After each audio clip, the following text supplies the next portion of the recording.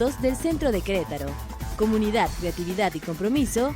Mixco Coworking Querétaro. 394-8203 o síguenos en Facebook a través de Coworking Querétaro. Camino rumbo al éxito.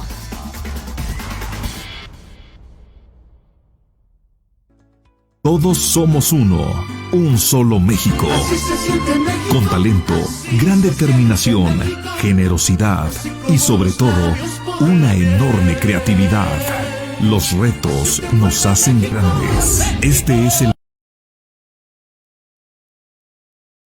Obviamente también como legisladora, como funcionaria pública, ha dado resultados, a mi juicio, importantes para Querétaro, que habrá que reconsiderar y que habrá que tomarlos en cuenta. Y me refiero a la diputada Betty Guadalupe, o Beatriz Guadalupe Marmolejo Rojas, Betty Marmolejo, que a partir del día de hoy se integra justamente en esta plataforma, justamente en esta opinión que se necesita para conocer detalles de lo que tiene que ver precisamente y particularmente con el tema de los derechos humanos. Ella preside esta Comisión de Equidad de Género y Derechos Humanos en el Congreso del Estado en la 60ª legislatura y obviamente con esta visión de lo que hoy por hoy nos toca hacer en Querétaro. Mi querida Betty Marmolejo, ¿cómo estás? Buenos días y bienvenida. Bien, muy buenos días, muy contenta, muy entusiasmada, Aurelio, agradecida con Radar News por esta oportunidad de colaborar desde mi responsabilidad también, porque así lo veo. Creo que la colaboración entre la sociedad, los líderes de opinión y todas las personas que podemos ejercer estos derechos humanos que nos corresponden a todos en igualdad de circunstancias, pues podamos tener una contribución a nuestra sociedad también. Es la libertad de expresión, sin lugar a dudas, un derecho fundamental, un derecho humano fundamental, mi querida Betty. Así es, así es. Yo pues quisiera iniciar esta participación con contextualizando a raíz de cuándo se da justamente esta nueva forma de trabajar dentro del sistema jurídico de nuestro país. Se data, si bien la Declaración Universal de los Derechos Humanos data de 1948, es en México hasta la reforma constitucional del 2011, donde se empiezan a dar estos cambios en los que los tratados internacionales empiezan a formar parte de pues toda nuestra actividad relacionada con las autoridades y con pues obviamente la ampliación de posibilidades para el ejercicio y la vida digna de cada una de las personas. Claro. La libertad de expresión, ayer conmemoramos este día tan importante, es justamente como lo mencionas, un derecho humano, es base de muchos otros, porque los derechos humanos tienen esta particularidad, tienen diferentes elementos que es importante que las personas los conozcamos. Los derechos humanos son universales, es decir, son para todas las personas sin distinción. Los derechos humanos son interdependientes. ¿Esto qué quiere decir? Que están relacionados unos con otros y que pues todos tienen que ver con la vida de las personas y que tienen que ver también con el desarrollo integral de cada uno de nosotros.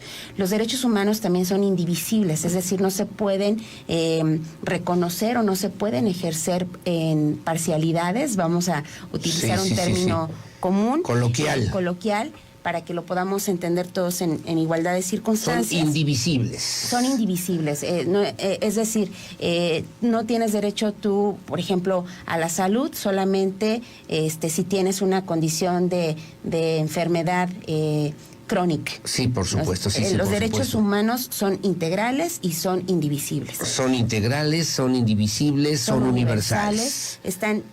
Son interdependientes, que significa que están relacionados unos con otros, van de la mano y son progresivos. Esto quiere decir que van avanzando conforme el tiempo y a la sociedad y el contexto en el que estemos viviendo. En un contexto como el que vivimos hoy por hoy, no solamente a nivel nacional, a nivel local, pensar en una aplicación permanente, en una visión permanente de los derechos humanos desde el punto de vista institucional, desde el punto de vista incluso de la definición de las políticas públicas, mi querida Betty Marmolejo, ¿es posible, es necesario, es urgente? ¿Estamos abonando en algo o estamos en ciernes? Bueno, la reforma constitucional es muy joven. Si bien México ya había firmado tratados internacionales desde que se dio la Declaración de los Derechos Humanos, en particular en diferentes temas, no habían sido aplicables en su totalidad hasta que se dio esta reforma, justamente. Sí. ¿Por qué? Porque los derechos humanos o la Declaración Universal es la base, pero dentro del sistema jurídico como el que tenemos en nuestro país, es necesario que se vayan aplicando casos concretos y que se vayan sentando precedentes para que podamos establecer los estándares o las directrices mínimas que tenemos que pues conocer de cada uno de estos derechos. El documento base involucra cuatro elementos, como te lo comentaba. En primera instancia es la obligación de las autoridades en el ámbito de sus competencias, indistinto al orden del que estemos hablando, federal, estatal o municipal, para promover, garantizar, respetar los derechos humanos en el ámbito de sus competencias. Otro tema es importante, es esta inclusión de los tratados internacionales en lo que se conoce como el bloque constitucional, es decir, anteriormente la supremacía de la Constitución decía que ningún otro ordenamiento jurídico estaba por encima de la Constitución en nuestra soberanía nacional. Sin embargo, con esta reforma, los tratados internacionales forman parte ya también de esta normatividad. Este marco jurídico, ¿no? Que además también sirve para regular, orientar, incluso conocer otras perspectivas, otras realidades, y hacer que esos derechos humanos, como tú bien comentabas al principio, sean precisamente con una visión universal, ¿no? De lo que tenemos que atender todos los días. Exactamente, y tenemos estos otros elementos que comentábamos, la universalidad, la interdependencia, la indivisibilidad y lo que es la progresividad de los derechos humanos, para que podamos pues aplicarlos. Y como te lo decía, es importante que pues se sienten los precedentes, y que este es el trabajo que ha hecho la Suprema Corte de Justicia de la Nación en nuestro país, para que en los casos concretos, de acuerdo a nuestro propio contexto, dada esta posibilidad que tenemos de que la vida digna y el derecho humano aplique a cada uno de nosotros respecto a nuestra forma de vida, y que no se nos niegue, no se nos discrimine, por supuesto. Que se puedan aplicar, que se puedan defender, y que en todo momento esté presente justamente esta visión de los derechos humanos en lo que tiene que ver justamente con las diferentes formas, incluso de opinión, de expresión. Hablábamos del artículo 7º constitucional a propósito del Día de la Libertad de Expresión, que pues refiere justamente una visión humana de lo que realmente tiene que ver con el trabajo social, político que se tendría que estar realizando. Pero finalmente te quiero preguntar, mi querida Betty, en ese sentido, en ese camino, abonamos diariamente, vamos en el camino correcto, o de plano, de repente, no solamente en Querétaro, en varios estados de la República,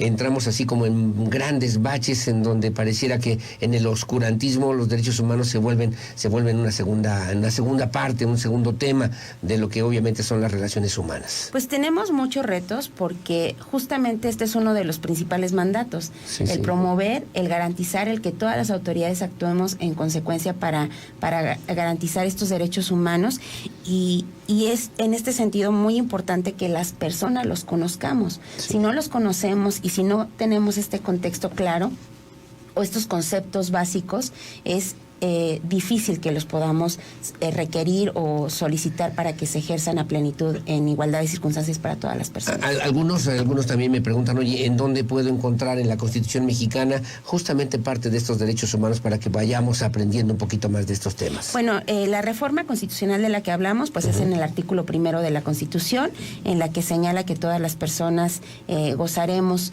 de estos derechos, y que no podemos ser discriminados o no podemos ser excluidos del ejercicio de los mismos. Correcto, para que vayamos también apuntando de esta manera, y en estas mismas participaciones, que además yo te agradezco, mi querida Betty Marmolejo, vayamos justamente haciendo esta conciencia. Me parece que es importante tener desde la perspectiva escolar, familiar, en la empresa, una visión clara de lo que son nuestros derechos humanos. Nos volvamos además defensores de los derechos humanos sin que tengamos necesariamente una acreditación institucional, pero en esta visión de personas, de ciudadanos, de seres humanos, podamos tener también una idea clara, no solamente jurídica, de lo que hoy por hoy significan y representan los derechos humanos en el mundo. Así es, y aparte es muy amplio, ¿eh?